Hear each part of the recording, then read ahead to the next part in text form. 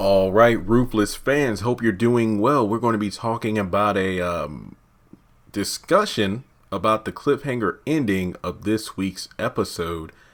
Daikon appears to have put two and two together to solidify that Andrew is an undercover cop, a mole, a plant, whatever you want to call it. So before moving forward in the video, I'd really appreciate it if you took just a few seconds. You know the drill by now. If you've watched a lot of my recent content, hit that thumbs up button, show you like the video, hit the bell notification icon and select all. That way you don't miss out when I post new content to the channel. Follow me on social media. Links are in the description. And everybody who has not done so, please subscribe to the channel. That way you can increase the percentage of watch time on the channel that comes from subscribers. Currently, we're at around 31%. I'm trying to get to 40 by the end of the month. So again, if you are someone who's watched videos a lot, but you haven't subscribed, just clicking subscribe will help the issue. So it seems that Andrew's cover has been blown, but has it really? I mean, what evidence does Daikon truly have? Now, my question is the fact that you could argue that, well, Jeremy, I mean, Andrew's been asking a lot of specific questions that may or may not incriminate the highest Daikon and other characters.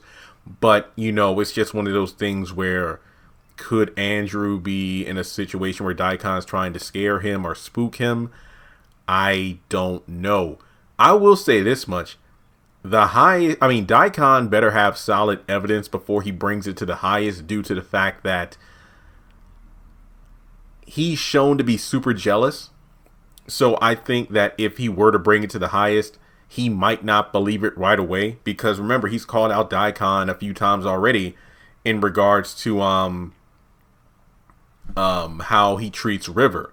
And the fact that Andrew, quote unquote, proved himself by killing his wife and then coming back, I really do think there should be some hard evidence before he makes the accusation. Like, I did a theory video way back during season 1. I'm like, I honestly think that Daikon's probably going to go back to Andrew's house.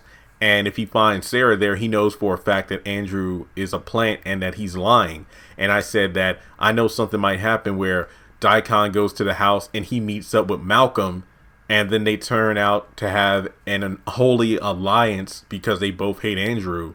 And then, Malcolm can confirm that, yeah, Andrew's a mole working for the feds. And if Andrew's out of the picture, that means Sarah's all his. So I could see Malcolm and Daikon working together to undermine the operation to bring down the Rakadushi if it means getting rid of Andrew.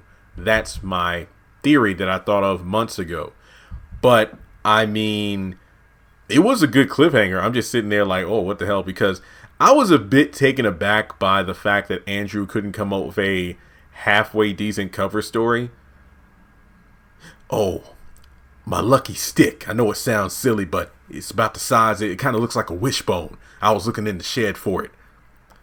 Okay, that's odd. And plus, not to mention, if Daikon really thinks that Andrew is part of the feds, why would he openly tell Andrew that the highest, he didn't use a gun? There were no shots fired. He used a bat to kill all those people. He likes to get his hands dirty. So is he saying this because he trusts Andrew, or is he saying this because he knows that Andrew is a plant and that automatically means he's going to be killed? So it's just one of those situations where I'm a bit iffy about what happens next. Don't get me wrong, it was a good cliffhanger. It's just like I'm wondering what's the next step there.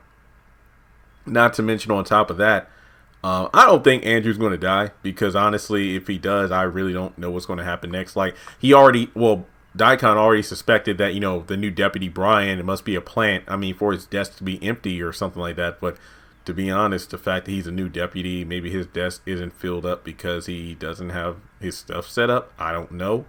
But I just feel like it definitely came out of left field that Andrew would, quote unquote, be busted. But we'll just have to wait and see. I mean, maybe you could argue, well, Jeremy, maybe it was foreshadowed because of the fact that Matt kept asking Andrew, hey, are you sure you want to go back? Do you want to go back? Yeah, I just need to go back, get a little more evidence, just need a little more time. We can bust this thing up and destroy this compound. But we'll just have to wait and see. So let me know your thoughts in the comment section below.